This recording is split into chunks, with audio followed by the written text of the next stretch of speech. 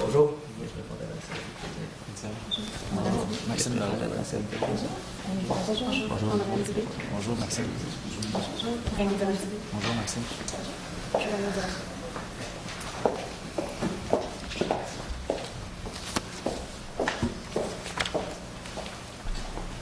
Chaque équipe dispose de 20 minutes afin de présenter son plan de juge. J'ai affiché un carton pour les 10, les 5, les 2 dernières minutes et les 30 dernières secondes de la présentation. Dans les 10 dernières secondes du discours, j'indiquerai à l'aide de mes 2 mains le nombre de secondes restantes. Si vous n'avez pas terminé votre présentation après 20 minutes, elle se verra arrêtée afin de passer à la période de questions. Une période de questions d'une durée maximale de 5 minutes est allouée au jury à la fin de la présentation. Veuillez noter que vous ne pouvez en aucun cas dévoiler le nom et la provenance de votre université.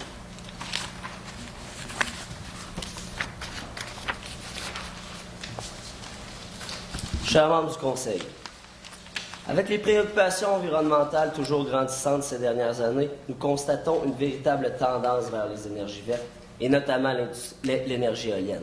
Cette énergie qui nous a permis de faire notre renommée et qui nous permet d'espérer le meilleur pour l'avenir.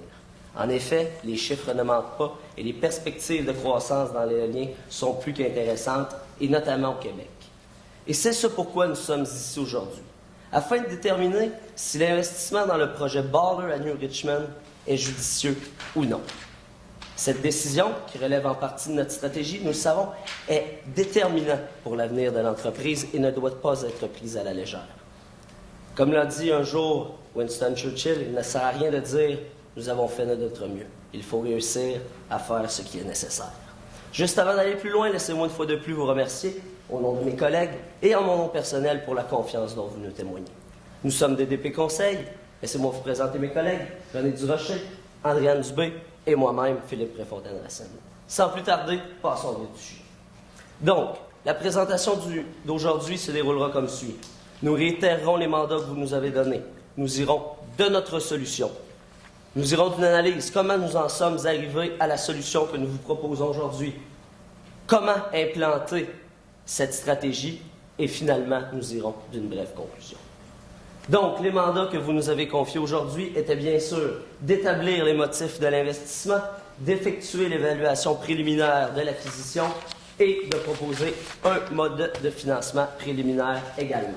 Donc, la solution qu'on vous propose, acquérir le Blower Wind Farm avec son projet Baller dans une fourchette de négociation se chiffrant entre 30 et 40 millions de dollars.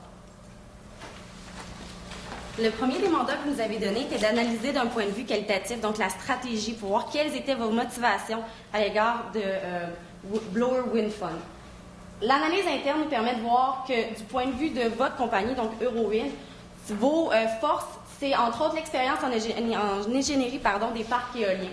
Vous avez des marges nettes élevées, ce qui nous pousse à croire que vous allez être capable d'obtenir les mêmes marges nettes sur votre acquisition.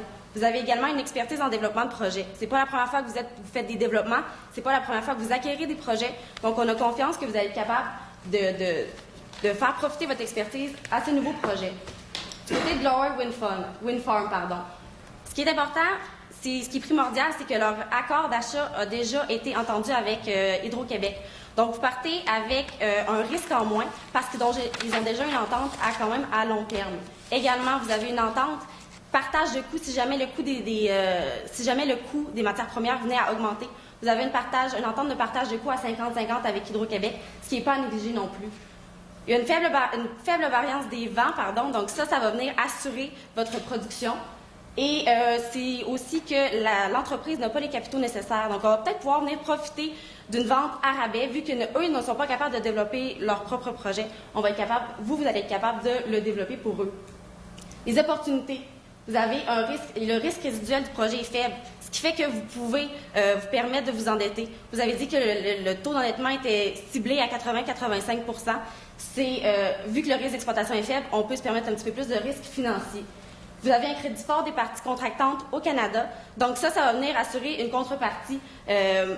Vous avez également profité de faibles taux d'intérêt. La situation économique en ce moment est bénéfique pour vous parce que les taux d'intérêt sont faibles. Donc, c'est profitable de venir se financer par dette. Il y a une tendance pour les fusions-acquisitions dans l'industrie. On a également profité de cette tendance-là. Vous allez profiter des subventions gouvernementales Puis, vous allez permettre une pénétration, ça c'est vraiment le point fort, pénétration du marché canadien, qui, par moyen de fusion-acquisition, donc ça vous évite d'avoir à pénétrer, d'avoir à vraiment, au niveau des lois, venir tout recommencer. Les contrats sont déjà signés. Les motifs de l'investissement, donc en conclusion, pour l'analyse qualitative, vous avez la pénétration du marché canadien. Vous allez profiter d'une entente qui est déjà signée, profiter des subventions, profiter de la faible concurrence, parce qu'il n'y en a pas encore beaucoup au Canada, puis profiter des faibles taux d'intérêt. Donc, du point de vue qualitatif, c'est vraiment une acquisition qui semble bénéfique pour votre entreprise. Également, maintenant, si on regarde plus du côté quantitatif, vraiment évaluation d'entreprise, vous nous avez donné les prix pour partir, pour commencer à calculer vraiment les revenus d'entreprise. Les prix, on s'est basé sur l'indice des frais à la consommation des 12 derniers mois pour ce qui est de l'éolien. Donc, les 12 derniers mois, ça nous donnait une moyenne de 120,88. L'indice des frais à la consommation de 109,1. Pour ce qui est du béton, comme on n'avait pas les données pour 2007, on a pris les données pour 2009. Donc, le prix calculé, figurant au contrat, va être de 102,75. C'est vraiment le prix sur lequel on s'est basé au début. Alors maintenant qu'on sait que du point de vue qualitatif, l'acquisition est favorable, c'est intéressant de savoir combien on est prêt à payer pour une entreprise qui a un projet comme ça qui est possible. Alors, on a procédé de plusieurs façons. Alors, on a essayé avec la méthode des flux monétaires libres et la méthode des comparables également. Pour les méthodes des flux monétaires libres, on a utilisé certaines hypothèses pour bâtir nos états financiers prévisionnels. Alors, le prix qu'on a expliqué précédemment de 102,75 pour le mégawatt par heure. Ensuite, on a utilisé un coût moyen pondéré du capital de 6 %. En fait, vous aviez vraiment un ratio de dette ciblé de 85 % et avec les informations qu'on avait au niveau du coût de la dette, on arrivait avec un coût de la dette qui était à 4,94 %. Considérant un 15 % de CMPC, de coût des fonds propres, le CMPC se situait à 6 %. Également, pour votre compagnie, en fait, au Danemark, vous aviez des subventions gouvernementales. On a également posé l'hypothèse que le gouvernement canadien allait en donner aussi, de l'ordre de 135 millions, qui étaient dans les ratios à peu près semblables à celles reçues au Danemark. Également, les redevances au niveau des ventes de 2,5 % sont inclus dans les états financiers prévisionnels. Et finalement, pour l'ensemble des autres dépenses, on s'est également basé sur les états financiers qu'on avait pour l'entreprise du Danemark. Alors, les états financiers qu'on a générés sont ceux-ci. En fait, on voit que d'ici 3 ans, il n'y a pas de revenus au niveau de la vente d'électricité. C'est seulement les subventions qui vont entrer et ça va être les dépenses, en fait, pour construire le 285 millions qui va être engendré, en fait, dans les dépenses. Alors, avec ces états-là, on vient avec une valeur actualisée nette du projet de 10,81 millions. Pour être certain vraiment que notre valeur n'était pas trop biaisée par le prix et par le coût moyen pondéré du capital, on a également fait une analyse de sensibilité à savoir s'il y avait une croissance un peu plus importante au niveau de l'inflation, si le prix allait également augmenter plus et au niveau du CMPC, si ça coûtait plus cher ou moins cher de se financer. Alors, on voit ici que la valeur du projet dans l'entreprise varie quand même beaucoup. On peut avoir une valeur qui va être négative, tout comme on peut avoir une valeur qui va être assez intéressante, de 39 millions. Alors, pour vraiment venir refléter la conjoncture économique actuelle et vraiment tenir compte des hypothèses qu'on a posées, on croit vraiment que la valeur qu'on a calculée précédemment de 10,80 millions est celle qui reflète le mieux la valeur espérée du projet. Donc, c'est celle-là qu'on a utilisée pour la méthode des flux monétaires et des prix. Maintenant, la méthode des comparables. En fait, on avait plusieurs entreprises qui pouvaient être comparables pour l'industrie de l'éolien. On a vraiment regardé au niveau des capitalisations boursières, à savoir qu'est-ce qui ressemblait le plus et un peu au niveau qualitatif aussi des activités dans l'entreprise. Et les 4 entreprises qui ont ressorti le plus sont celles-ci. Alors, on parle de Greentech, Sprott, Finavera et Teolia. Celles-ci ont quand même des capitalisations boursières qui sont assez différentes, mais c'était intéressant de regarder au niveau des activités d'entreprise, vraiment ce qui ressemblait le plus et quand même d'avoir une bonne idée du prix que ça pouvait valoir vraiment une entreprise comme cela. Alors, pour vraiment bien refléter la grosseur de l'entreprise, on a utilisé Finavera à 55% en fait, pour vraiment venir comparer les activités qui étaient engendrées et également le chiffre d'affaires. Alors, avec les pondérations qu'on a attribuées aux différentes entreprises qu'on trouvait qui se faisaient bien en fait comparer avec Blower One Farm, on arrive avec une valeur de capitalisation de 139 millions pour la méthode des comparables. Alors, pour vraiment venir donner une valeur plus fiable pour l'évaluation qu'on a fait, c'est certain que c'est un peu plus difficile étant donné que ce sont des entreprises privées, mais on a quand même souvent de faire une moyenne pondérée des méthodes qu'on a utilisées. Et finalement, puisque la méthode des flux libres est vraiment plus représentative, puisque c'est vraiment ce qui est attendu du projet et de l'entreprise, on y a mis une pondération plus importante, c'est-à-dire 85%, puisqu'elle tient en compte le coût de la dette et les prévisions au niveau des ventes. Et on a quand même mis un 15% de poids au niveau de la méthode des comparables. Alors, si on pondère tout ça, on avait une valeur du projet en fait, d'entreprise de 30,04 millions de dollars. C'est certain que ça, c'est un prix net. Donc, l'acquisition a quand même beaucoup d'avantages autres le fait des ventes prévues. Donc, on parle ici de synergie. Donc, c'est certain que ça, c'est assez... on peut quand même les chiffrer. On peut mettre un prix un peu plus important au-delà du 30 millions qu'on a calculé précédemment. Alors, les synergies qui sont possibles, premièrement, on a le gain d'expertise. Donc, c'est certain que l'entreprise, elle est déjà dans cette industrie-là. Donc, oui, elle a des connaissances, non seulement au niveau du marché canadien, mais également au niveau de l'industrie de l'éolien. Alors, pour ce gain d'expertise-là, on considère que 2 millions de synergie, c'est quand même assez conservateur et que c'est facilement réalisable avec l'expertise qu'ils ont déjà sur le marché. Également, la diversification géographique, dont certains vous n'êtes pas encore au Canada, mais c'est vraiment une synergie qui va être importante puisqu'elle va vous permettre d'avoir... on peut imaginer, par exemple, un climat qui est différent au Danemark et au Canada. C'est certain que ça ne peut pas toujours être la même chose. Donc, si ça va mal au Danemark, peut-être que ça va bien aller au Canada. Donc, dans cette optique-là, la diversification géographique est très intéressante. Alors, c'est pour ça qu'on a mis un 5 millions de synergie qui est associé à ça. Également, l'intégration horizontale. Donc, on parle ici d'acheter un concurrent. Ça aussi, c'est intéressant comme synergie parce que ça vient réduire la concurrence, même si ce n'est pas dans le même pays actuellement. Donc, la valeur des synergies qu'on a pu chiffrer pour cette acquisition-là, en plus du prix qu'on a calculé précédemment, ça se chiffre à 10 millions. Alors, on vous conseille fortement d'entrer dans une négociation avec une fourchette qui varie entre 30 et 40 millions de dollars. Vous voulez aussi qu'on évalue le financement du projet. On sait que le financement, vous avez besoin de lever 285 millions pour le financement de Baller pour l'implantation des éoliennes, la construction et la mise en branle du projet. Puis, vous vouliez un financement qui allait se proportionner de la façon qui suit, c'est-à-dire à 85% par dette, puis en action privée de l'ordre de 15%. Si dans un premier temps, on regarde au niveau de la dette, bon, 85% du montant que vous avez besoin, ça représente 242,25 millions. Selon les critères que vous nous avez donnés, comment vous pouviez aller voir les créanciers au niveau des taux. On savait que vous aviez le CDOR plus un 350 points de base et que vous envisagiez peut-être un swap de taux d'intérêt pour aller vers un taux fixe qui vous pénaliserait d'environ 15 points de base.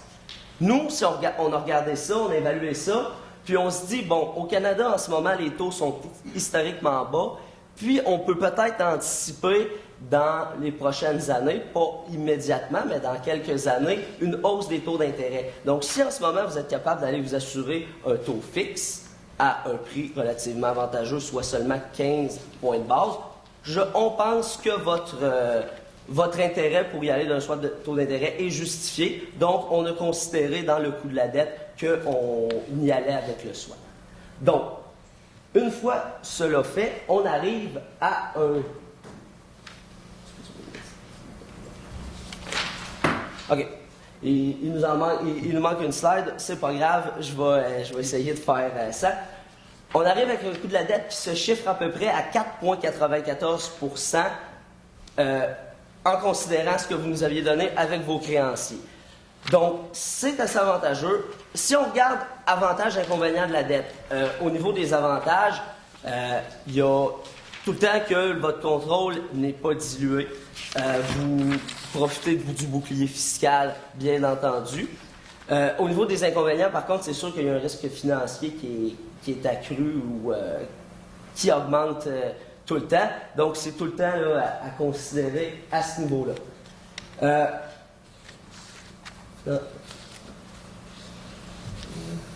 Donc, OK. Au niveau de la dette, bon, je m'y retrouve un petit peu.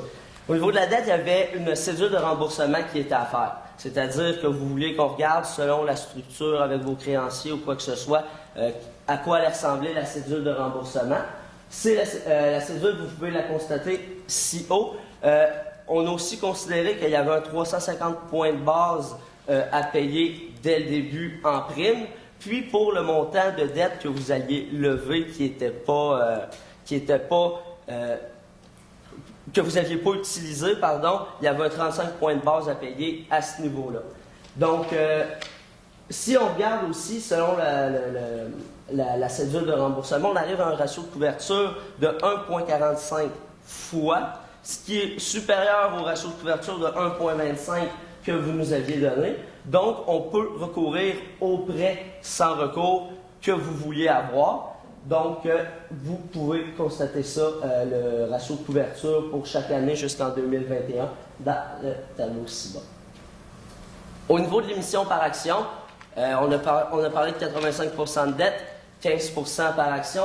15% par action, ça représente 42,75 millions de dollars. Les avantages au niveau du financement par action, il y a une limitation au niveau du risque financier. Les inconvénients, c'est sûr que là, on parle d'une émission d'action privée, donc ça va être plus difficile à trouver.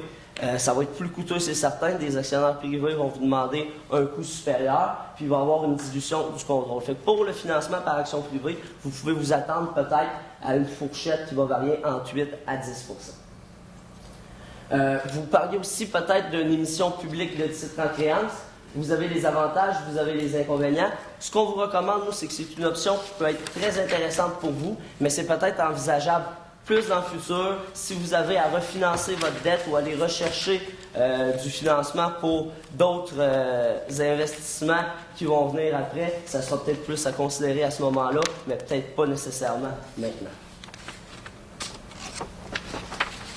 Également, une stratégie de sortie qui est possible, en fait, si nous, on a vu que vous aimiez bien revendre après 2 ans lorsque c'est vraiment plus profitable. Alors, on évalue également la valeur de l'entreprise que vous pourriez revendre dans 2 ans, une fois les gros investissements passés. Alors, avec les mêmes hypothèses qu'on avait utilisées, on parvient à obtenir une valeur de revente de 131 millions de dollars. Alors, si c'est quelque chose qui vous intéresse également, ça va être une stratégie de sortie qui serait très rentable également. Donc, c'est aussi normal que la valeur soit élevée. Si on considère le 10,80 millions qu'on avait précédemment, bien, c'est certain, vu que les investissements surviennent dans les 2 premières années, c'est certain que la valeur est plus intéressante après 2 ans pour la revente. Alors, comment implanter, maintenant qu'on sait que c'est vraiment, stratégiquement parlant, que c'est payant d'y aller et qu'on connaît la valeur qu'on est prêt à payer? Alors, tout d'abord, de faire une réunion avec les actionnaires pour leur annoncer les intentions de venir acquérir une entreprise canadienne. Également, ça va être de proposer à Blower Wind l'achat, en fait, avec la fourchette de négociation qu'on a calculée pour vous précédemment. Par la suite, de faire la transaction avec eux après avoir négocié quelques termes et également un prix de vente. Finalement, la due diligence qui est très importante aussi pour venir voir si, en fait, on a pu ressortir dans nos hypothèses si c'est réellement ce qui se passe au niveau de la compagnie. Et finalement, acquisition d'un autre projet, donc vraiment de venir continuer la croissance et de faire d'autres acquisitions d'autres entreprises. Voici quelques recommandations qu'on peut vous faire à propos de ces acquisitions-là ou aussi de vos activités commerciales courantes. Premièrement, négociation des subventions. Donc, nous, c'est certain, on a calculé des subventions de 135 millions de dollars. Par contre, c'est certain qu'au niveau du gouvernement canadien, on est assez incertain des montants qu'on pourrait avoir. On croit que si on se base sur ceux du Dinamarque, c'est quand même assez fiable, mais par contre, peut-être que vous pourriez avoir plus au niveau du gouvernement canadien. Donc, c'est quelque chose qu'on vous recommande aussi. Également, on parlait d'acquérir un autre projet. Donc, l'entreprise à qui vous allez acheter ce projet-là, également, elle a d'autres accords. Donc, peut-être de venir acquérir un autre projet pour continuer votre croissance. On parle aussi de produits dérivés sur devise, donc puisque vous allez venir avoir des activités commerciales dans deux pays, ça pourrait être intéressant de se protéger contre les risques de taux de change. Et finalement, de faire de l'intégration verticale, donc peut-être de venir acquérir un fournisseur qui va vous permettre d'avoir peut-être un meilleur contrôle des coûts et également de construire votre croissance encore plus. Donc, en conclusion, on vous recommande fortement d'aller de l'avant avec ce projet puisqu'il est rentable. Alors, les valeurs qu'on a calculées pour vous, c'est des valeurs qui sont assez conservatrices, mais vous pouvez vous attendre à faire quand même de l'argent avec ces projets-là. Donc, nous, on vous considère de négocier avec une fourchette de 30 à 40 millions en se finançant à 85 par dette et à 15 par fonds propres et également de continuer dans la prospection, d'acquérir de nouvelles entreprises et de continuer votre croissance. Alors, on vous remercie encore une fois d'avoir fait appel à nos conseils et nous sommes maintenant prêts pour une période de questions.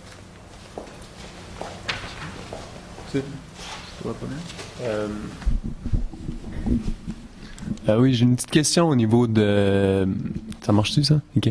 Au niveau du taux du discount rate, si vous pouvez un peu m'éclairer sur le taux d'équité qu'est-ce que vous avez utilisé pour le taux d'équité?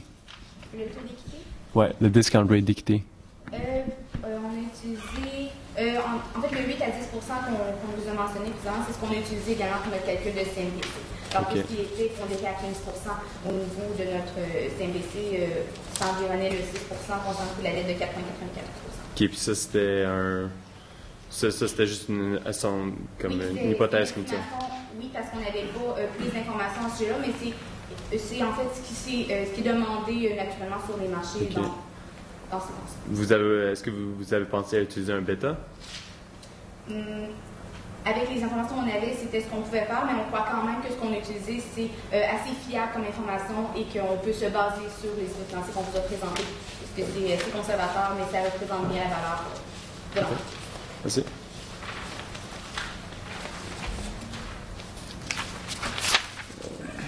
Moi, si je comprends bien, vous avez utilisé un coût de capital moyen, donc l'équité et la dette.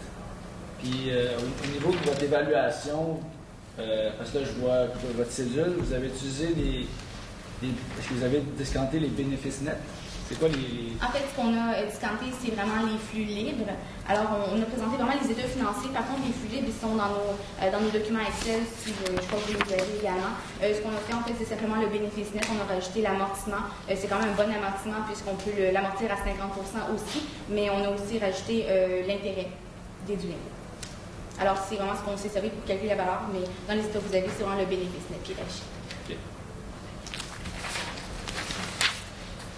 Puis c'est quoi votre rationnel quand vous avez fait la méthode des comparables? C'est quoi la rationnel de juste utiliser la capitalisation? Pourquoi vous avez choisi ces quatre-là, premièrement? Puis c'était quoi la rationnel de faire une moyenne de ça? On a utilisé ces quatre-là simplement parce que les autres compagnies comparables qu'on avait n'étaient pas exclusivement dans l'énergie éolienne. Il y en avait beaucoup qui étaient dans la biomasse ou l'énergie solaire. Il y en avait aussi également qui avaient des parts dans l'énergie hydroélectrique, tandis que là, on vous parle d'un projet qui est exclusivement basé sur du éolien, donc on a trouvé plus judicieux d'aller se comparer à des entreprises qui dégageaient des bénéfices et un chiffre d'affaires qui était exclusivement dans ce type d'énergie-là. Et puis le rationnel des pondérations qu'on a utilisé, c'était que pour nous, les différentes compagnies, ils étaient dans une différente proportion comparable à la nôtre. Si je regarde, je me souviens plus là par cœur, je pense que c'est Primavera qu'on a pondéré à 55%, si je regarde sur vos feuilles. Primavera avait 4 projets en phase de développement. Nous, on investit dans un projet également en phase de développement. Donc, ça a été ça un peu notre logique de dire, eux, leurs actifs sont dans... les projets qu'ils ont sur la table ressemblent beaucoup plus à ce qu'on a évalué, ce qu'on avait évalué. Okay. Sur une base de... Parce que je sais que vous n'avez pas nécessairement énormément d'informations, mais parce que si je fais juste regarder à Green Tech, eux autres font 75 mégawatts, dans le fond, de capacité. Puis en quoi est-ce que... Pourquoi vous n'avez pas essayé d'ajuster leur valeur à leur structure de capital? Parce que les autres, c'est une valeur d'équité qui est basée sur une quantité de dette qu'ils ont. Je sais que nous, on n'a pas nécessairement la même quantité de dette. Pour ça, vous aviez l'information. Puis aussi essayer d'évaluer ça par rapport à la quantité de mégawatts qu'ils ont. Eux autres qui ont une capacité plus petite que ce que nous, on veut bâtir dans notre projet. Pourquoi est-ce que vous n'avez pas essayé d'ajuster pour ces éléments? On n'a pas ajusté pour ces éléments-là parce que on n'avait pas on vous a proposé une structure de capital basée sur la dette avec le projet qu'on avait en ce moment, mais on n'avait pas la structure de capital de dette. T'sais, on savait que vous, c'était à 85%, on avait les différentes structures de capital, mais on n'a pas trouvé pertinent d'ajuster. De votre question, c'est qu'on n'a pas trouvé pertinent dans notre analyse de comparable de vraiment aller égaliser leur potentiel de puissance, si je peux me permettre, en fonction de leur ratio d'endettement. On est vraiment allé, comme je vous ai dit à ma question précédente, sur les projets qu'il y avait sur la table et lesquels étaient plus comparables au niveau où c'était des projets en phase de développement ou pas. Okay.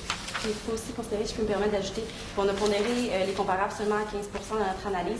C'est pas quelque chose sur laquelle on met beaucoup pas d'importance, mais on n'accorde pas beaucoup de valeur, pas autant que sur les flux monétaires dégagés, parce que ça, c'est vraiment ce que la firme est capable. Compte tenu qu'on a les contrats, qu'on a une idée des coûts, nous, on jugeait que c'était vraiment plus pertinent d'utiliser les flux monétaires plutôt que les comparables. Okay. La période de questions.